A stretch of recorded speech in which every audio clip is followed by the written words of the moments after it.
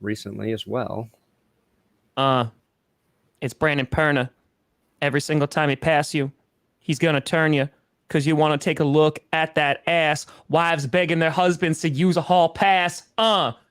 GP.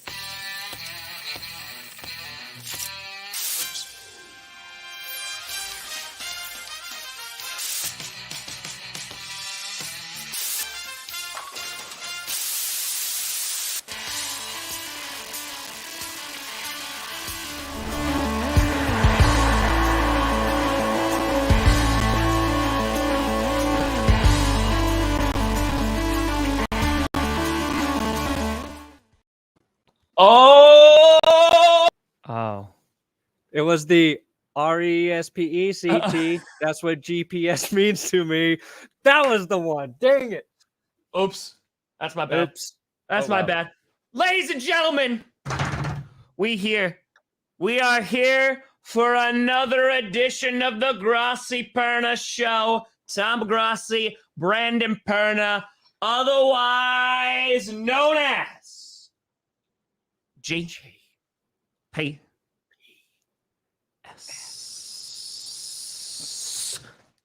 We hear Brandon Perna. Remember when we said on Monday, oh man, I don't know what we're going to talk about on Wednesday. Oh boy, the NFL was just like, would you like some more content? And we got it. We got it. So much. Yeah, for everybody who doesn't know, right after the show ends, Tom and I usually chat for a bit. And Monday, we had just 2 games to discuss, the championship games. And afterwards, we were both like, man, it kind of felt like we ran out of things to talk about. Just 2 football games. We're not used to doing that. And like Wednesday and Friday are going to be a little crazy. Like, what's going to happen? Luckily, just everything. Just everything. Brady retires. Oh, God. Huge news story. That's going to be the big one. The biggest one of the week, probably. Nope. Brian Flores suing everyone. Jim Harbaugh probably going to the Vikings. Garoppolo wants to be traded. The Washington Commanders come out as the Commanders. They're commies. And the Broncos will go for sale. So there was, it's a lot. Wow. We got a hey request already. Oh, Mike Guadafede. Boop. Hey, we here to watch Giants ownership get shipped to the swamps of the Meadowlands. Oh, I am all about it. Hey, New York Giants. Indeed. Foul on the play. Racism. I saw online, I don't know if you saw it on Twitter, there was like Bill Belichick coming out saying like, I didn't send that text. And they're like, who did? And it's the dog sitting at the computer during the draft. Oh, that's hilarious. Yeah, there's hilarious. So much happening. And we would have thought like and Perna and I were just talking about this, like the Tom Brady, Adam Schefter calling it on Saturday and like the entire NFL reacting to it. Like that really took the wind out of the sails of the 8-page like screenshots that Tom Brady posted yesterday, officially announcing his retirement. He's no longer going to be in the NFL, but we were like, yeah, we like kind of knew that already. So yeah, I was hoping he came back just to shuck the narrative. Oh yeah, just to screw over Adam Schefter. Yeah. And man, boy, did he just let Adam Schefter take it too. Oh, he did. Like, that was amazing. It was just like, it was like, what, 4 days later? He winds up announcing it. But he's just like, nah, we're just going to let. And you heard, oh, man, like it, he's not even close. You know, his dad's coming out and saying he's not retiring. Bruce Arians coming out and not retiring. And Brady's just like, oh, no, I'm gonna. I'm just going to let this rock, though.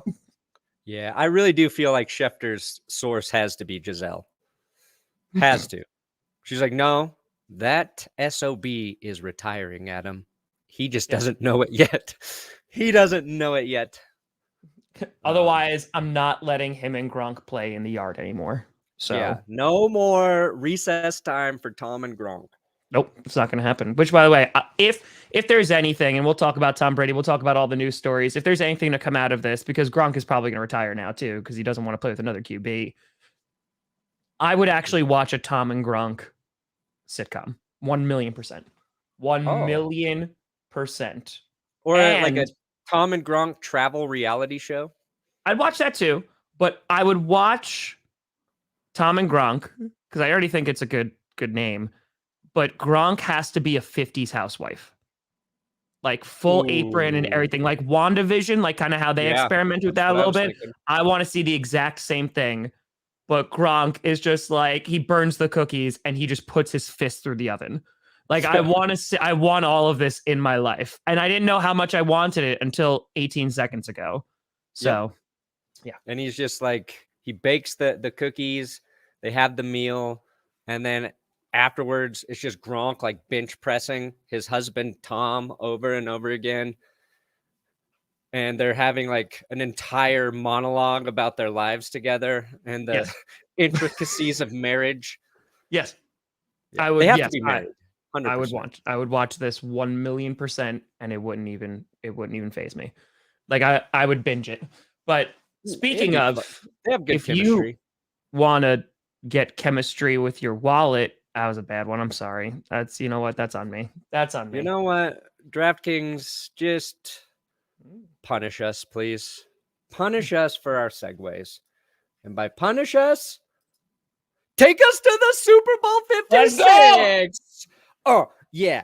DraftKings, unofficial sports betting partner of Super Bowl 56. And they're giving new customers 56 to 1 odds on either football team to win next weekend. Bet $5 and win $280 in free bets. So weird not having a football game. Well, we've got the Pro Bowl, and we're going to do a stream during it.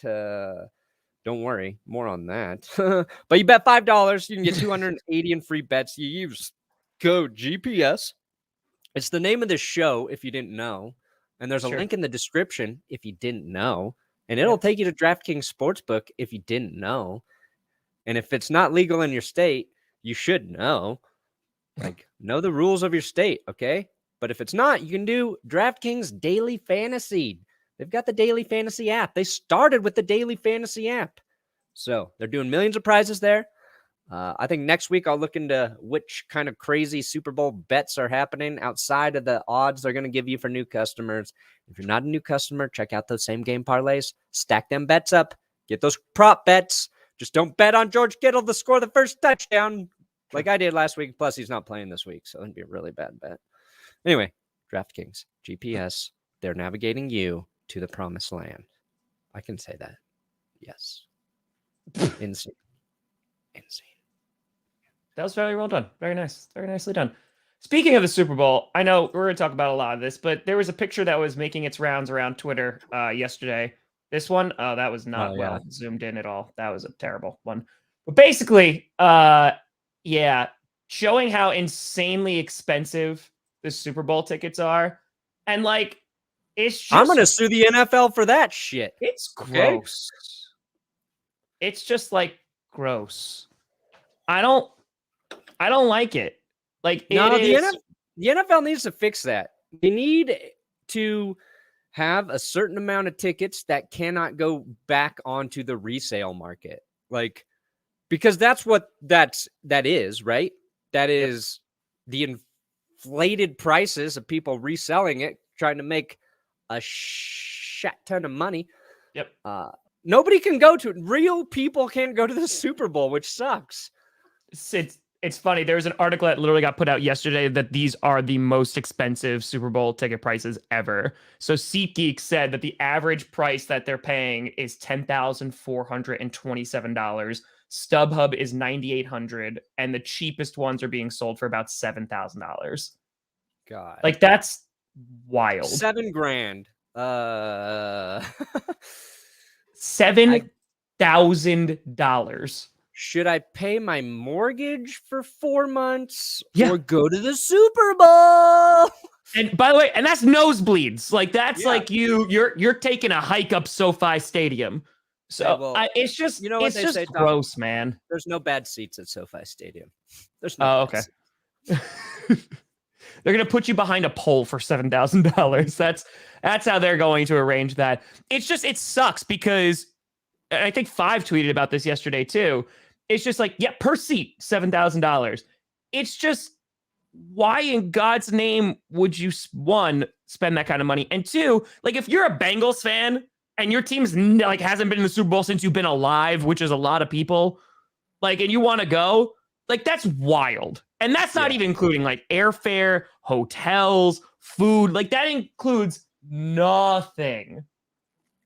In Cincinnati, you can buy an entire home for $7,000. Like it's just it's so crappy because it really is just for like rich people at this point. It's for rich people to go. It's going to be in LA. There's going to be a ton of celebrities there who really don't even care about the game. Rob Lowe might be there, with his NFL hat. He cares about the league. It's just dumb. So I don't know. It grinded my gears because if the Packers were going and I'd be like, wow, if I want to go, I had to spend $10,000 just to get into the stadium. Yeah. And then probably $10,000 to get out. That's what they do. That's what they don't tell you. They just lock the doors. They lock it and they're just like, oh, you want to go home? Leave? See your family again? You got to pay up.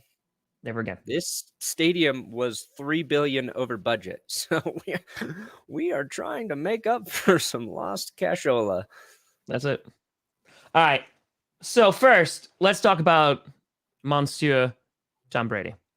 So Brady came out on Saturday. Brandon Perna put out an excellent video about it yesterday, talking about Mr. Brady retiring. Yeah, 16 minutes of me talking about Brady retiring. Every word important. It's true. You had Schefter, on Saturday, obviously leaking it, coming out and saying, and this was kind of expected too. Like it was kind of like writing was on the wall that he was definitely going to retire. The way he was talking about it, about wanting to go home and be a family man, what have you. And I mean, everything has already been said about it because it was already said on Saturday. But it's just a matter of like, it's going to be weird. It's going to be weird, like not seeing him play. Considering like he was still like in probably, the MVP conversation this year. Yeah. And going out on top, but he doesn't get the Elway treatment or the Manning treatment. So you got to be happy about that, Perna. You don't deserve it, Tom. You've had enough success. I am so happy he won't be playing next year. People think like I secretly like watching him play football or that I like him. That is not true. I don't like the way he plays football. And don't get me wrong, it was a little more fun in Tampa, but the style in which Tom plays the game is boring. That's always been a part of my problem with watching him, specifically in New England, when it's just like, oh, let me look for which receiver has nobody covering him. Boom, 40-yard gain on a 12-yard pass. Now, I respect him. I think he's one of the greatest quarterbacks to do it. And you can respect somebody in sports and hate them. That's why you channel your personal anger and your personal issues towards sports figures, because it doesn't matter. I can hate Tom Brady playing football because that's not real. That's not a real thing to be mad about. That's a way for me to get anger about my own failures off my own chest and channel it towards a deity that's irrelevant to me. So there's a lot of fun quarterbacks I like watching. I hate the Chiefs. I really do hate the Chiefs right now, especially because they've had the Broncos number. Patrick Mahomes is entertaining to watch. Like, you can't help but be entertained when like doing our stream for the Bills game. We were just like, what is Mahomes doing? This is crazy. Yeah. There's a lot of good football there. I will not miss watching Tom Brady play for a second. I saw that shit for 22 years. I don't need to see another day of it. So, and also, people like are rushing to thank him and all the appreciation and admiration. He doesn't need any more of that. He gets plenty. He gets plenty. So let me be a detractor. That's all I'm saying. So, if in this offseason you don't get Russell Wilson, you don't get Aaron Rodgers. Don't want him. I've never wanted him. He's like, I will come back and play for the Denver Broncos right now. No. For $1. No. It goes against everything I believe, Tom. But imagine the content, conviction Perna. You have. Would you give that up for winning some football games? It depends. What are we talking about? retort something horrible for winning football games, Tom? I mean, how horrible are we talking now? Like, if you're saying like drop kick a child, yeah, like, that's fine. That's fine. Yeah. So Tom Brady, in my eyes, he basically just he outlasted the criticism, which is what's insane. He did, like, and I still like.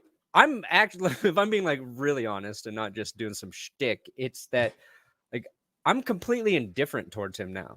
He used to really annoy me, but that was because the Patriots and the Broncos had a rivalry with Manning. The games were competitive. The Broncos had the edge. So like we had to, like, as a football fan, had to reckon with going through the Patriots every year. Like that meant something. Sure.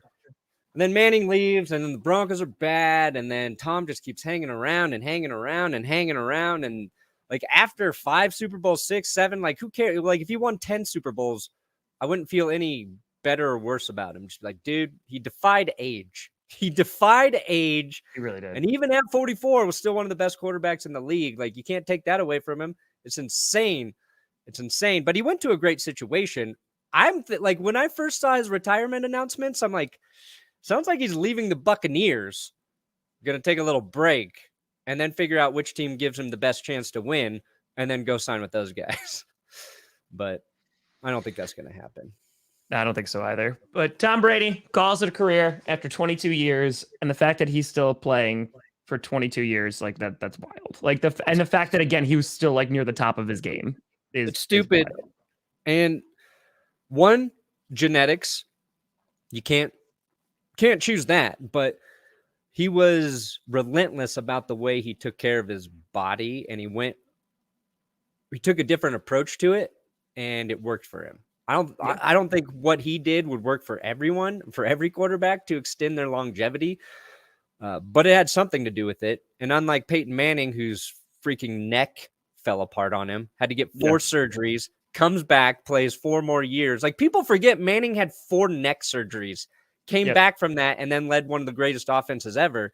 But after a while, even like that just started giving out. Like you can't throw, you can't move the way. Tom never slowed down. If anything, he looked faster at age 44 than he did when he was like 25 in the league. That's what's crazy. And I hate him for it. I don't think it works for everybody, but listen, if you want to shove crystals up your ass, you can. And I think that's it works for some people. Now, speaking of ass, the Washington Commanders were unveiled, I would say today, but it was last night, because was that a helicopter reporter who zoomed in and saw the banner that was hanging?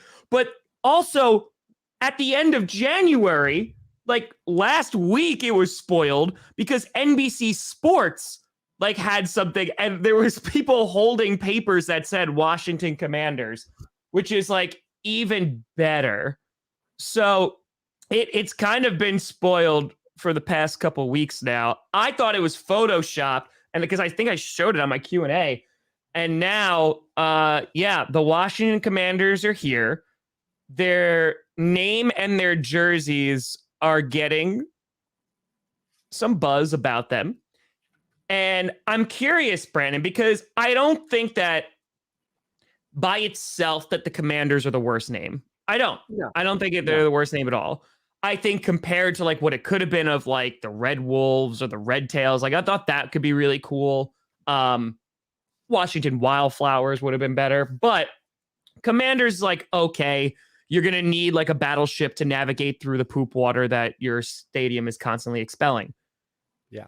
The jerseys though, I'm looking at them and I'm not seeing it. And again, this is just my humble opinion. Someone was like, who do you think you are? I'm like, just my opinion. I don't really like them. Like in different pictures, they look better, but there's some pictures that they look truly awful in. Yeah, I agree. And I just don't, I'm like, you guys had years to do it. It just doesn't look good. Yeah. I think there's this issue with NFL executives making final decisions on creative work. Yeah. And it's never going to connect. It was a horrible failure for the Rams rebrand. Like when that happened, you had Eric Dickerson talking about how much their logo looked like a dick, how stupid it was. They stole their thing from a college in Texas, I believe. It's like the same logo. Commanders, this name was an AAF team, the San Antonio Commanders. So you don't even do an original football name. I think that bothers people. But like, I think there just has to be somebody who has some balls who's like, look, we're going to do a design. I'm the creative person here. Let me say yay or nay. But instead, it's got to go to a bunch of people who don't know shit about design. And like, I like the one that doesn't make me feel anything. This is where we're going. And the one thing that's really weird is with the black uniform. Please tell me the helmet. Dude, the W in the middle of the helmet. You're giving defenders a bullseye to hit you in the face. Where are you going to smash that guy? Right in that helmet. W. It's because, like, again, it's weird because in some lighting, the jerseys definitely look better. Like I retweeted like some news outlet or something. Like they got jerseys early, and like I looked at those and I was like, oh, those don't look good. Like those don't look good at all. And it's funny because some people are like, I like the maroon ones, but I hate the Commanders across the chest. I'm not a huge fan of that. The white ones actually don't look terrible in that picture. Like I actually don't mind those.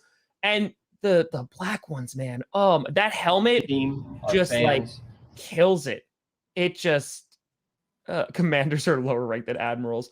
It just that helmet is bad. That helmet's real bad. It's a W right in the center of the helmet.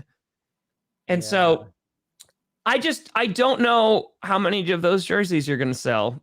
Like I want to be in the room for them looking at those jersey sales and going, yeah, this is good. This is real good. I don't know. How they didn't go with hogs is beyond me. Like you got a kind of a cool, dirty, gritty animal, pays homage to your offensive line that made you successful back in the 80s. Like you can do a lot with like a hog as a mascot.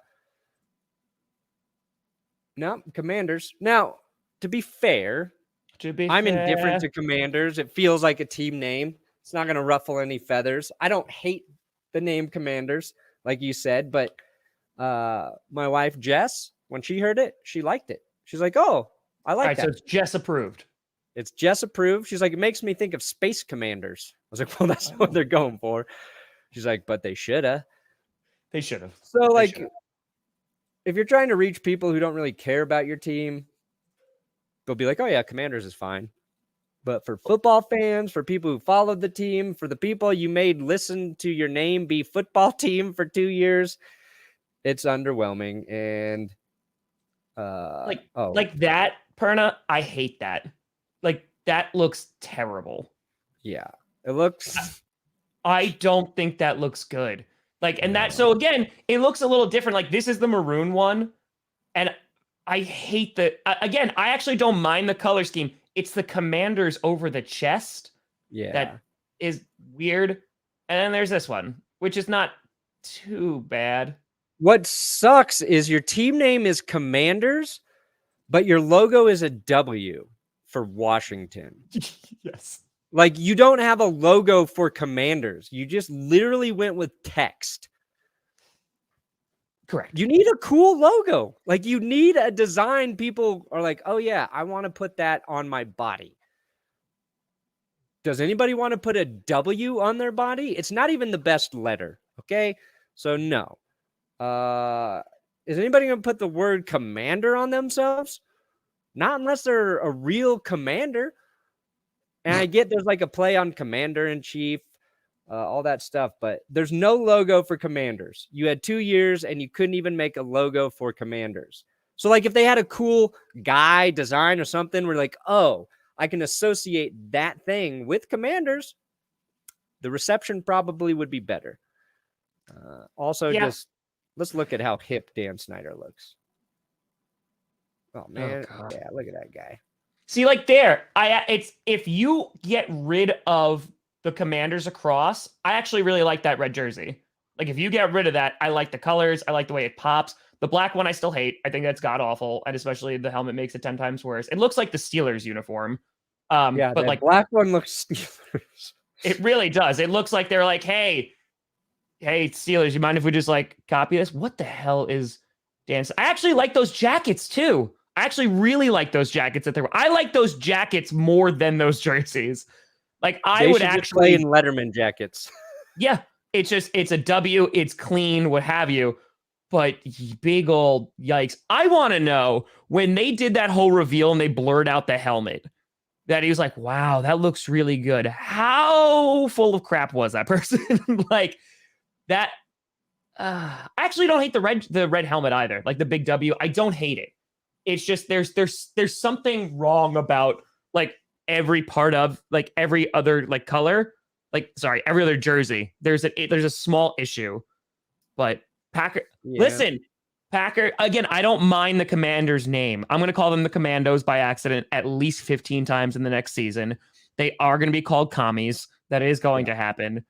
I think you should have stuck with Wildflowers. You should have went with, because obvious reasons. Go either Washington. They were not going to go with your name. They were not going to go with your name. I mean, they got a lot of votes. They got a lot of votes. That's because you're very popular these days.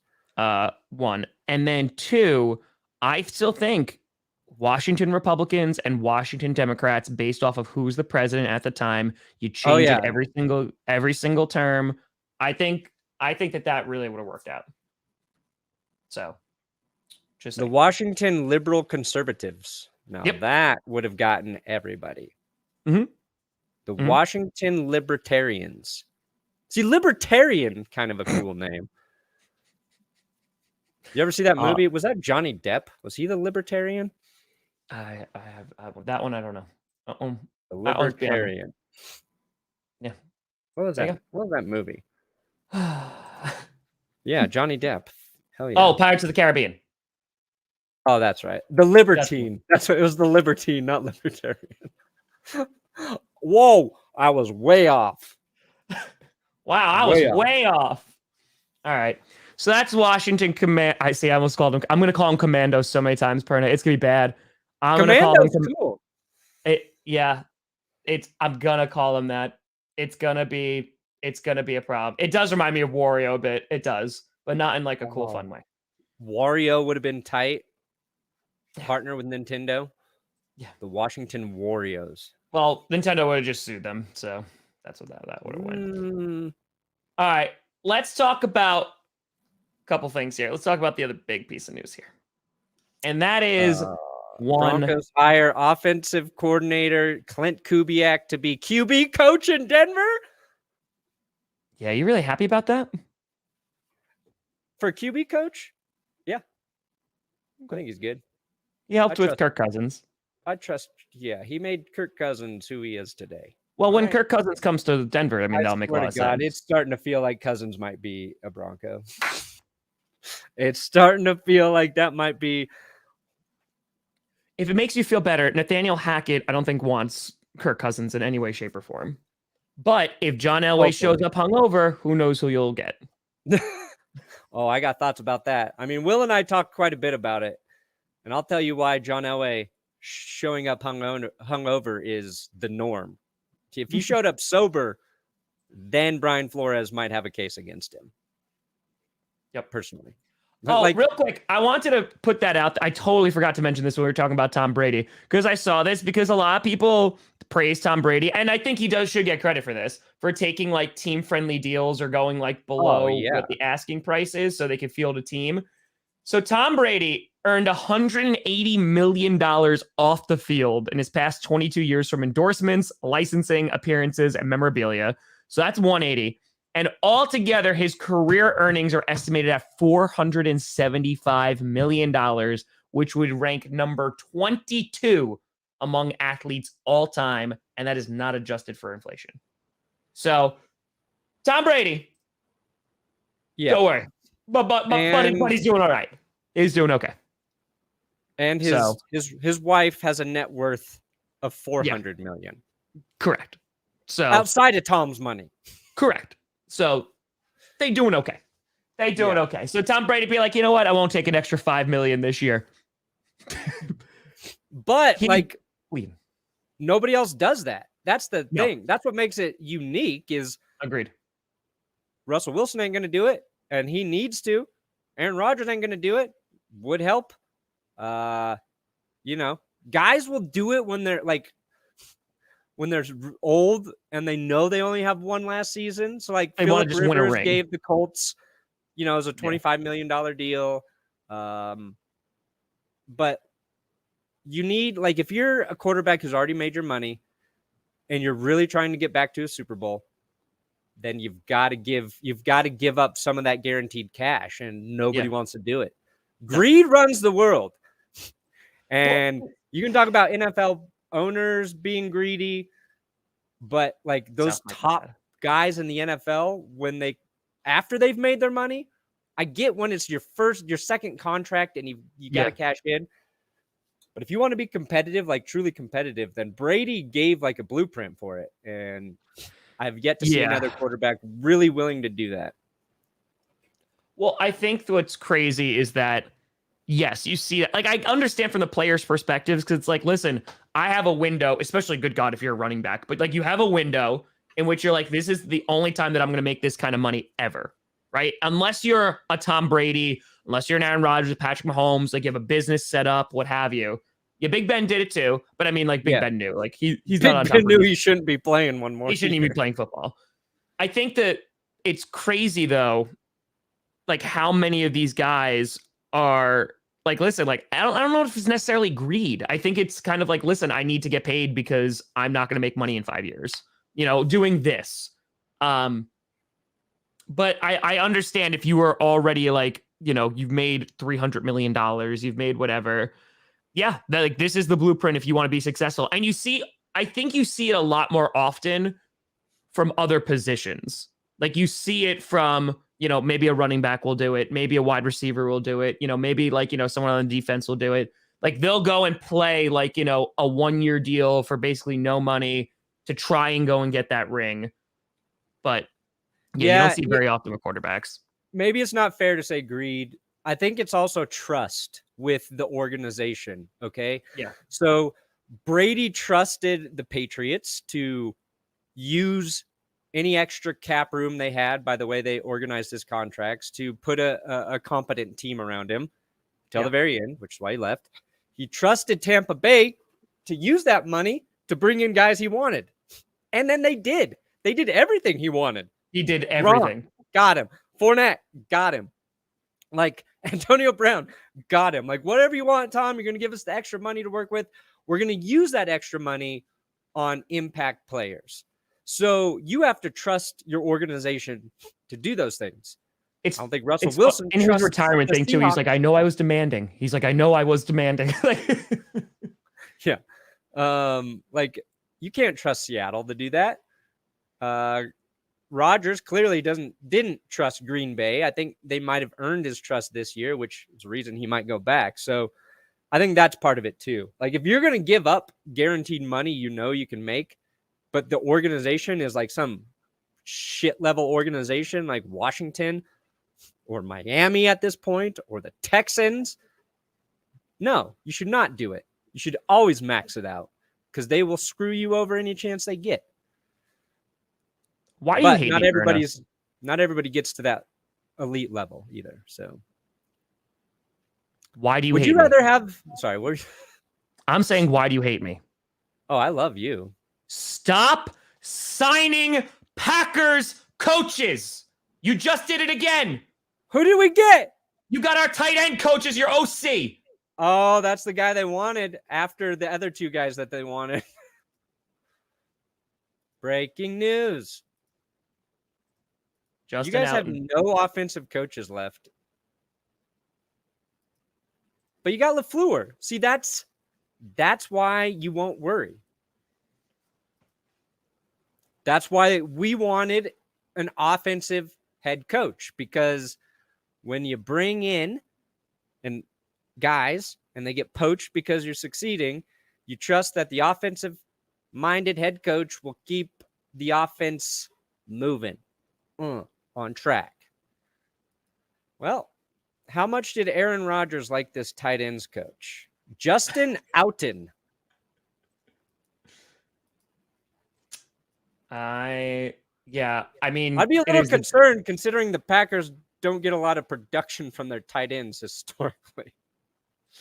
That is true. Bob Tunyon, though, got hurt. He did. And you know what? It enraged me because to see you seeing how awesome Nathaniel Hackett is, like he's going through all his records and stuff. And I'm just like, Perna's going to have a field day with him. He is going to have, I'm very happy for Nathaniel Hackett, by the way, because like he totally deserved another shot at being a head coach. And I really hope he does well. But like, he's just such an awesome guy. And the players just fracking love that man. Yeah. Players like him. And he's honestly like the first head coach. I think he's definitely the first Broncos head coach where I've been like, you know what? I would like to hang out with that guy. Like if I could have a drink and just shoot the breeze with Hackett, like I feel like we could have a really good conversation from music to just jokes and comedy. He's got it. He's got all of the workings to be my friend. So Hackett, the door's open. The invite has been sent. If you would like to be my friend, I'm here for you. We should get him on GPS. Oh my God, yes. Get him on GPS. And I could just try to convince him for 25 minutes, and it's going to be ugly. Just crying openly. I don't know why, but mascara's running down my face. Like, let's go back, man.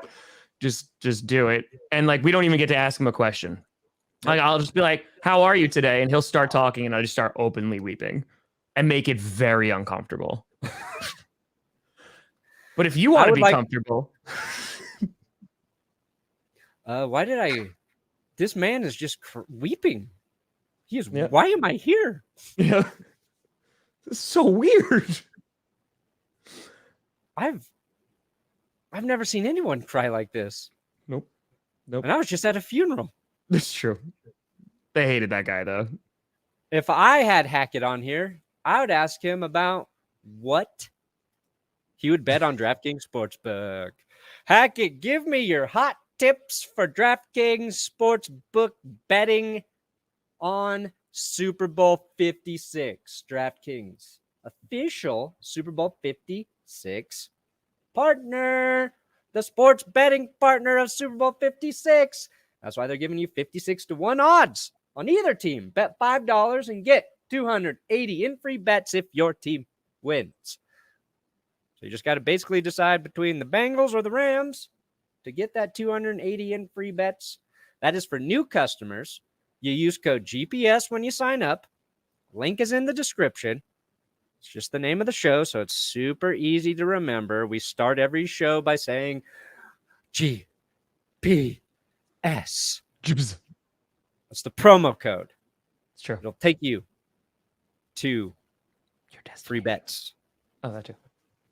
And if you're not a new customer, check out the same game parlays for the Super Bowl. What do you want to bet? Stafford passing yards, Burrow passing yards. Seems like both those guys might go over 300. I don't know. I'm going to get in there and look. But I like high passing yards for those guys. Jamar Chase, Cooper Kupp, receiving yards. Ooh, both could go over 100. Gonna be a crazy Super Bowl. And if you're going to put action on it, DraftKings GPS. Live it, love it, dream it, do it. Nailed it. Before we jump into Brian Flores, because I really want to jump into that story, I wanted to mention Jimmy Garoppolo, who was funny because like he basically said goodbye to the 49ers fan base and was like, bye-bye. Like it's funny because they asked Shanahan, and he's like, oh no, we haven't decided yet. Shanahan was very non-committal, very complimentary of Jimmy G. Like, well, maybe they will bring him back. No. So, I mean, now the question is going to become, one, what can you get for Jimmy G? And two, what teams is he going to potentially go to? I saw the Steelers pop up a bunch like on the timeline, because they are in desperate need of a quarterback, which I don't think is the worst place that he could go. But Tomlin doesn't want a guy like Jimmy G. He wants somebody that's dynamic and mobile. Like he's said that multiple times. And correct. Jimmy G's good, but he's not those things. And in that division with Burrow, with Lamar Jackson, who knows what Cleveland does. He'd be all right in Cleveland, actually. Jimmy G is like a solid guy. Yeah. Like he is a solid guy. If you have a team around him, then like you could win a championship, Ooh. Hi, Saint. So like the Broncos. No, don't put that on me. You want to take all my coaches? That's fine. You get Jimmy Garoppolo as your quarterback. No, I could have fun with Jimmy G as my QB, but I've seen Jimmy G. Very handsome. His name is Teddy Bridgewater. His name is Case Keenum. Mm-hmm. He's better than Joe Flacco. Listen, there's some teams in the South in the NFC South that might take him. There's a bunch of teams there that need a quarterback. Carolina? He would be good he would do all right with the Saints. He could win some games for the Saints. I think he could do some games with the Saints. Buccaneers are going to need a quarterback. Bucks he'd be an improvement for Tampa. Yeah. Like he has to go to a place where he would be an upgrade.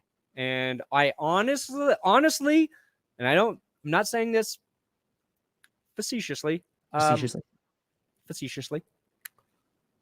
think Drew Lock would have a higher upside with Nathaniel Hackett as the head coach than Jimmy G. I think Drew Lock's more of an athletic fit to do what Hackett's going to want to do. Now, that said, Jimmy G comes in. We're probably going to run a similar offense to the 49ers. Do the outside zone. It's just, he would fit. He would be all right, but that's not the guy you want to make a play for. That's not the guy you want to give up assets for unless you really think he can get you to the Super Bowl. And he's proven he can do it.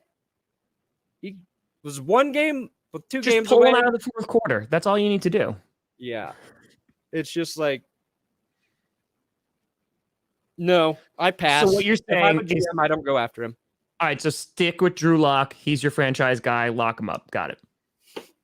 No, I'm saying if I had to choose between the two, I'll take my chances with Lock for 1 year because this is the problem I had with Teddy. You might suck with Drew Lock. Yeah. You might be horrible. But then you're in a position to draft his replacement. Teddy Bridgewater, Jimmy G, they're going to win you enough games where you're mediocre and you're not in the best position to change your team. Now, that said, you can trade up to get the quarterback you want. You've got to be aggressive to get the QB you want, and the Broncos have not done that for years. But we've got a different general manager now. We've got a new head coach. New owner. Hopefully they go after somebody. New hope. Like, if they draft a QB, that's fine. It's free agency. That's fine. But give me somebody horrible or give me somebody great. I'm tired of this guy might put us over the edge, and then injuries make it impossible, or you just lose some close games and you kill yourself.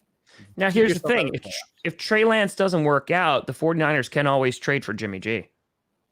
Yeah, trade back for him. Yeah. They trade him, and they're like, never mind, we want him back. And they wind up giving more. Yeah, mate. See, I think Trey Lance will match Jimmy G's production easily. Happy birthday. Wow, happy birthday. Happy birthday. Yeah, a lot of snow going around today. We'll see how he's looking, like not injured and all that great stuff. But yeah, no, I think Jimmy G is solid. You just need dynamic playmakers around him. Yeah. You know, I need a good defense. Go back to New England. Could go back to New England, maybe. We'll see. He's Mac Jones. Him and Mac Jones could fight it out to the death. Yeah. All right. Let's solve the big news story. Let's get it. Solve racism, Tom. Just stop racism in the back of the end zones. Done. Great job. Boom. Great job. Great meeting, everybody. We did it. Wrap it up. Woo! Oh, man. Oh, you thought that was a problem. Nope, not anymore. Solved. Now, I do have to admit I made a mistake. Tragic mistake. Yesterday, upon learning that Brian Flores was suing the Broncos, named them, said his interview with them was a sham, and that Elway and Joe Ellis showed up to the interview disheveled and hungover. It took me a good 2 hours before I tweeted that I had footage of John Elway showing up to the meeting. Johnny John John! How was that not the first thing I thought of, Tom? My buddy Ryan Green tweeted it before me. I didn't see him tweet it. I tweeted it out. And then I saw Ryan tweeted good hour and a half. And I was like, why was that not the first thing I thought of? Yeah. As much as we've used Scooter Elway on here, clearly inebriated, driving a scooter. My apologies to the meme world. My apologies. We had it right there. We could have had it all. Like, we literally have been prepping you all year with Scooter Elway. Yeah. And you screwed up. Yeah. Okay.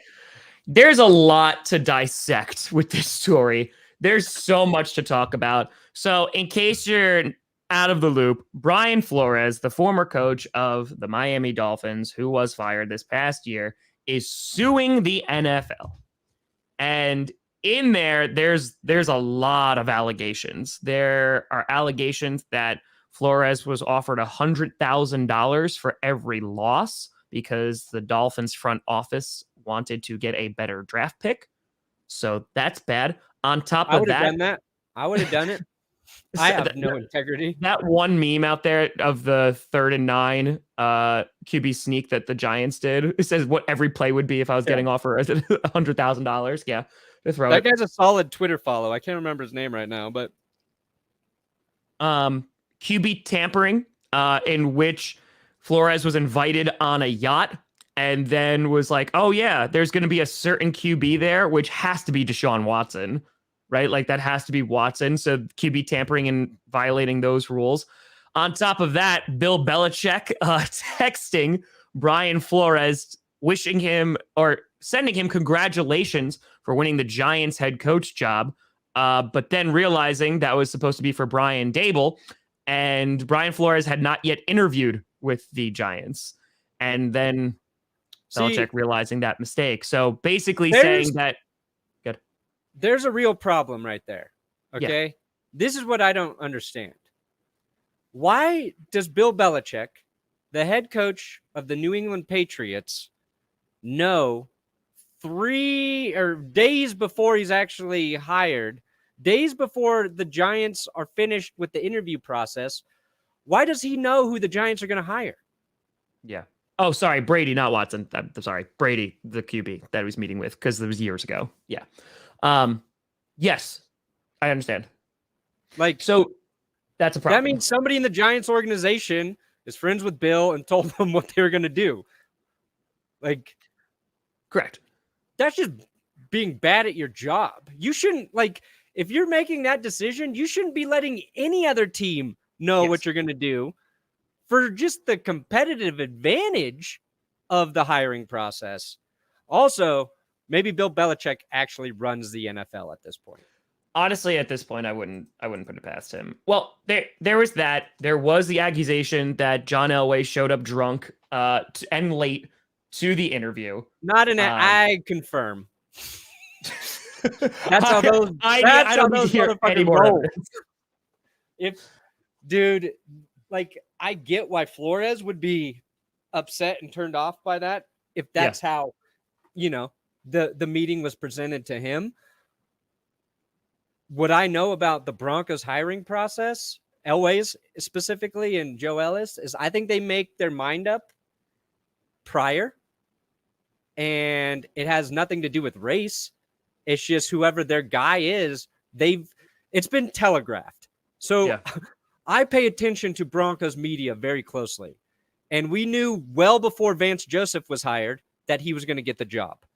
We knew that even though the Broncos interviewed Kyle Shanahan, they were never going to hire him, right? That's a problem. You have to look at each candidate as having a legit chance to get the job. So Vince Joseph, the Kyle Shanahan interview, sham. Next time around, pretty sure we were going to get Vic Fangio. That happened. And that's just the Broncos. That's just the way Elway operated, right? So it's unfortunate that Flores went into that meeting and that's how he felt, that he was just a Rooney Rule check that they're, marking so they could comply. To say that he wasn't a serious consideration on his part is fair. But what we won't know is how seriously the Broncos actually took that meeting, right? Like that's his word versus theirs. The Broncos put out a completely different statement saying like, look, we've got our notes about the whole thing. We addressed him as a serious candidate. But I think like in terms of information leaking, whoever's close to Elway, just like how Belichick knew, people in Denver media knew and know who was going to be hired before. Now with George Paton, this last round, everybody assumed it was going to be Dan Quinn. Everybody said he was the favorite. They also said George Paton keeps his cards very close. Like he doesn't reveal what he actually wants to do. Sure. And then they gave the job to Hackett earlier than many expected. So I think maybe Paton is showing a little more integrity to the hiring process than what Elway and Ellis did prior. So that's my take on the situation from somebody who paid very close attention to all of the hiring processes. Well, and that's the thing too. Like if you are, and I'm not saying that's fine, but what I'm saying is like if the Broncos are set in their way of like, we want our guy, no one else matters. Like we literally need to have one interview. And as long as he doesn't literally crap on the table, literally, like we're going to hire him. Right. And you know what, even if he's really good, maybe he can crap in the fish tank. It's a matter. And that's the way they want to run their organization. That's fine. It's the fact that it's a mandate. It's an interview quota. That's the problem because they're wasting everybody's time, right? They're wasting Flores' time to bring him in because of the Rooney Rule. And if folks are not familiar with the Rooney Rule, so this was established in 2003. You had two coaches who were fired, one after I think it was the first losing season in like 10 years. Tony Dungy got fired, and people were immediately like, whoa, this is problematic. And so they established the Rooney Rule, which again is not a hiring quota. It's just that you need to interview a candidate of color. Yeah, minority candidate. Yeah. And folks, guess what? It hasn't worked at all. So just to throw some statistics out there, since 2003, there have been 108 head coaching vacancies, probably 105 from the Detroit Lions. Sorry, I had to throw in a dig. And only 21 of the coaches hired to fill those vacancies were minorities. On top of that, you also had, as of 2020, the NFL had 3 African-American head coaches, which is the same number in 2003 when the Rooney Rule was adopted. So looking at this, just like it doesn't work. It's a checkbox, right? It's saying like, oh, we did it. The Detroit Lions, speaking of, actually were fined. I think it was $200,000. They were fined a while back because they actually didn't bring in a candidate who was considered a minority. And because of that, they got fined for it. And they were like, oh, well, we had interviews lined up and everyone backed out, what have you, what have you. But the problem is that the Rooney Rule, like the end racism in the end zone, is literally checking a box and going, look at us, we made progress. When in reality, it's doing nothing. And it's continuing the issue that is at hand. And it's a very deep layered issue, right? Because then you start going into like the scouting, you talk about the opportunities for people to rise through the ranks, right? And and Rodgers has even said this, it's a very incestuous business, right? In which you'll have a guy who has like sucked and done terrible as a coach, what have you, but they'll get opportunity after opportunity after opportunity because they're friends with somebody else. So yeah, I mean, Eric Bieniemy has become like the poster boy of like why that isn't happening, right? But it goes beyond. It's such a systemic issue. And Flores came out and said, hey, listen, like this is probably going to tank my entire career of potentially ever being a head coach ever again, which sucks, which really sucks. And again, a lot of these are allegations. We don't know yet. You know, they're going to go through the process, even though the NFL was just like, no, none of this is true, and they did that in like 5 minutes. It's just wild to look at. And the Rooney Rule has just made it even more problematic because it just is putting on a show, but not actually changing anything. And to prove that this has nothing to do with race, but to prove like interview quotas don't work. So like as a teacher, for example, we have a system in New York called OLAS, which is like you go and you apply through all the teaching jobs. And if you are a school district, you have to put a job posting on OLAS. You can't just hire internally, right? So you go on there and you have to bring in one person from OLAS. You have to. Like it is mandated that you have to do it. And I was a part of that because I went in for an interview and I was sitting out in the lobby and the guy was he was in the interview and I could hear them through the door and they're like, "You're our last interview of the day. We want to bring you back next week." And I was still waiting for my interview. So like that kind of stuff, like interview quote. So I literally went in there and it was a crap show because I was like, well, I'm not getting this job. I'm so glad I got dressed up, drove 45 minutes like to go interview for this job. So I can understand. Obviously, that's a stupid example compared to this. But the point is that the interview quota, it's a joke. And if I'm Brian Flores, I'm absolutely furious because it's wasting his time, right? Yeah. It's wasting his talents. And it's a slap in the face besides being systemically problematic. Yeah. The other shitty thing there, too, is like Flores, I think, was considered a serious candidate for other coaching jobs, just not the Giants, clearly, right? Like he interviewed, did he interview with the Bears? He's a finalist for the Texans job still. And honestly, let's not even count that as a real job. Like, yeah, if you want to do a disservice to any person, make them the head coach of the Texans. That is not doing anybody favors. He interviewed with the Saints, and I think he's a finalist there. So like there's legitimate interest in him as a head coach, but apparently not by the Giants. And that came out and he got proof that his interview was a sham. And that's like having solid evidence that they made a decision prior to that interview is what gives this lawsuit the credibility sort of that it needs for him to pursue it. And obviously he wants to try and make changes that make this whole process better.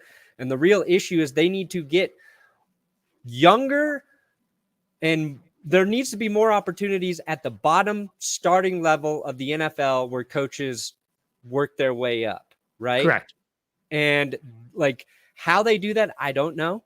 But that's like a thing where you look at guys like Kyle Shanahan getting into it because that's what his dad did. So he's been around the game as, his whole career, but they need to have a more diverse pool to bring in young guys who want to be coaches in the NFL, because by the time that everything shakes out in terms of coordinators, there are less minority candidates in those roles. And those are usually the guys who get promoted to head coaching positions, with the exceptions being like the Jaguars going out to Urban Meyer, like a former college head coach, and just like, hey, we're going to try this. Cliff Kingsbury with the Cardinals coming out of college, not even hugely successful out of college. Like those are the exceptions there, but usually it's guys who come up through the NFL and that coaching process. And they have to figure out how to make that more accessible and fair to correct this problem. Because if you don't have more candidates that are in those roles to hire, like it's going to be hard to have more head coaches that aren't just white dudes who've been in the NFL for years and years and years and have all the relationships that matter to get those jobs.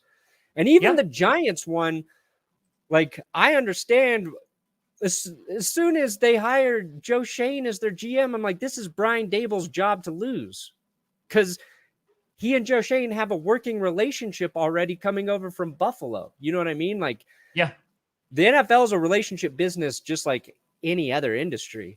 It's how do you make that more accessible for more people to have opportunities to build those relationships through the NFL. And that's a really difficult thing to figure out, I think. But Well, it was like the NFL, was it 2 years ago now? They implemented like you get draft picks. Right? Oh, yeah, like they were trying to incentivize, yeah. Yeah, like that is garbage. Thank you, fictional. Like that again, that's the Rooney rule, just like with a different shade of lipstick on.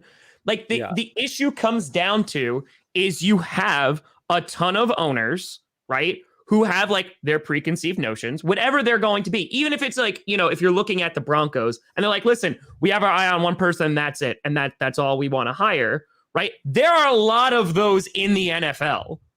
Right. And again, if you don't make it, like you said, accessible to rise through the ranks of the NFL, because let's cut through it. Right.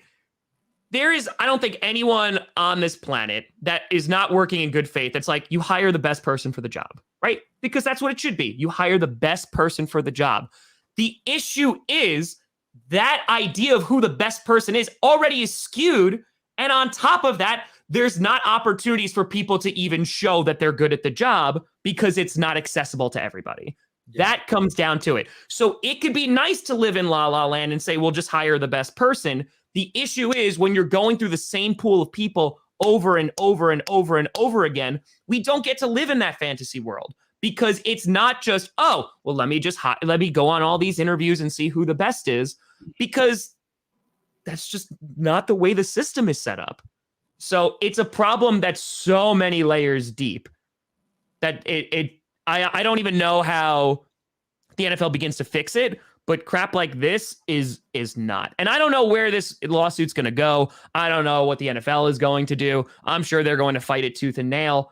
But when we're talking about how the NFL has tried to combat these problems, a lot of it is window dressing. A lot of it is slapping on logos on players' uniforms and in the end zone, and it really doesn't do anything.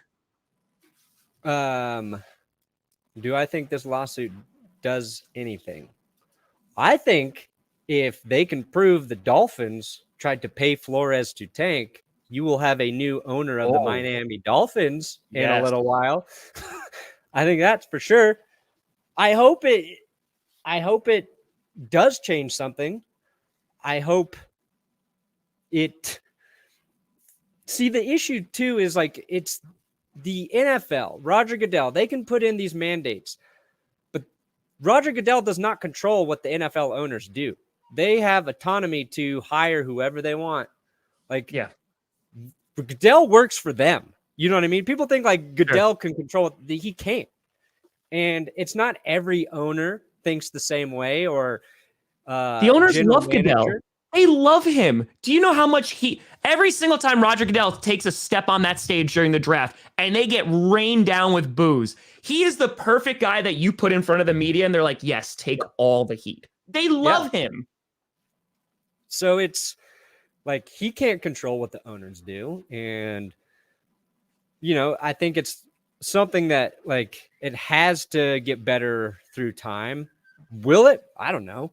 Lawsuits are complicated. I don't have a legal background. I don't know how much proof or evidence they have to push anything here. We'll see. I admire Brian Flores' balls for going after the league, saying like, maybe I don't get a head coaching job this cycle, but he would be a candidate to get a head coaching job again, in my opinion.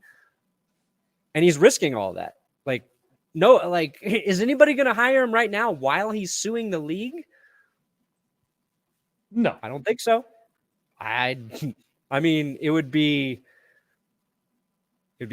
crazy if like the Saints hired him while he's suing the league.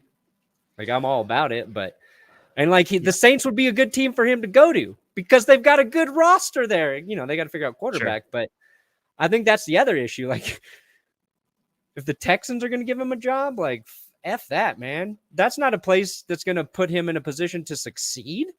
No. So, yeah, it's crazy. It's crazy that like this happened the day Tom Brady retired, and it certainly is a bigger story than Tom Brady retiring because I think this could have a bigger effect on the league. But it's just forcing the NFL to reckon with something we've all known for a long time. We all know it. Yeah. Like everybody knows. Like it's, it's just window dressing. Like it's the good job, intentions NFL. were good, but it's not working. But like instead of figuring out like a better way to do it, like you said, they just try to slap more window dressing. Correct. It's like appeasing the public. It's like, oh yeah, they're trying to do it. But, yes. That's 100% it. I mean, again, you have owners who are billionaires, right? They're the ones who run the league. And it's wild to me that you could look at the current state of things and be like, yeah, this is good. Every single fan is known. And like you could say, get rid of the Rooney Rule, which I think is garbage because it doesn't do anything. But the thing is, if you take that out, we're back at the same place, but now there's not even the interviews. Like that. Yeah. It literally has to be a systemic change. Like you said, Perna, going down from the bottom and building up and saying, okay, how can we make sure that this is accessible to everybody who wants an opportunity to show how good they are is going to get a fair shake? And I do not know the answer to that. I have no idea what the answer is to that. Because again, you have billionaires who are making those decisions and they're making their own decisions. That is going to be in their self-interest. So, or the GMs, depending on how involved the billionaire really is. And the thing in the NFL too, that's really, it complicates the situation. It's like a head coach's success isn't under his own control, right? So you have to have a lot of things around you going well. And let's just make it super simplified. Like you need a quarterback. Show me like the amount of truly successful head coaches out there, regardless of race, they have good quarterbacks to go along with them, right? And if the teams that are hiring coaches over and over, usually those teams don't have quarterbacks. So like getting a good job as a head coach is another thing versus like just getting a job with freaking Jacksonville where no matter what happens, you'll probably be out in a couple of years. You know what I mean? And there's just going to be turnover there and there's no way to predict how that will shake out either. It is a complicated issue inside of a complicated business to be successful. So like Sean McVay going to the Rams that weren't a great team and him getting the best out of Jared Goff, that's kind of an anomaly in the system. Sure. Like even Kyle Shanahan, who everybody was like, people believe he's a great head coach. They went all in for Jimmy G. They got to a Super Bowl, but like outside of the Super Bowl run and this year, it's not like there's been a ton of success for that team. Doesn't mean he's not a good head coach. So you can be a minority head coach and be very good, but if you don't go to the right situation, there's a good chance you're going to fail there. And that also, I think, makes it tough in terms of keeping, the right amount of people having the right amount of opportunities to be head coaches. That's fair. So I don't know. Keith, again, I'm not like, I think Brian Flores is a good coach. I'm not saying like he should walk in the door and be given a job. That's not what I'm saying. But when someone is given a job, when someone is given an interview and the job is already taken, like it's a slap in the face. And and that just illustrates how ridiculous the Rooney Rule is. And it's just a symptom of a larger issue that we've been talking about for the past like 25 minutes. Yeah. And I think what we're learning and what people have thought for a long time is Stephen Ross, owner of the Miami Dolphins, is not a good football team owner. No.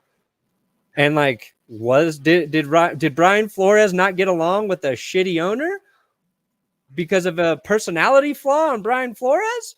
Or is the problem with the Dolphins ownership situation? I just listened to, I think it was Jeff Saturday talking about how players genuinely like playing for Brian Flores. And that was like the one thing I was waiting to kind of hear. Like, ask players if they like playing for the guys. That's like the only thing that matters to me. How they get along with the owner, I don't think that's I mean, it's relevant, but I think owners will say that to make themselves look good. And nobody agreed with them firing a coach who was doing a good job. And that's the real problem. Brian Flores was doing well at his job in a situation that wasn't great, and he still got fired. It's the Jim Caldwell situation back in Detroit. They fired Jim Caldwell, winning record, for Matt Patricia, who is a freaking disaster. Why did they hire Patricia? Because of his relationship with Bill Belichick. And we've seen that fail over and over and over again. They don't care. They'll keep taking chances on Belichick coaches because they've had so much success there. Correct. So I don't know. Are they going to fix it? Probably not. No. I'd like to be optimistic that something positive comes from this, but I doubt it will. We'll leave you on a really pessimistic note. Yeah, right. Well, here, to wrap it all up, that's the Bengals Super Bowl jerseys.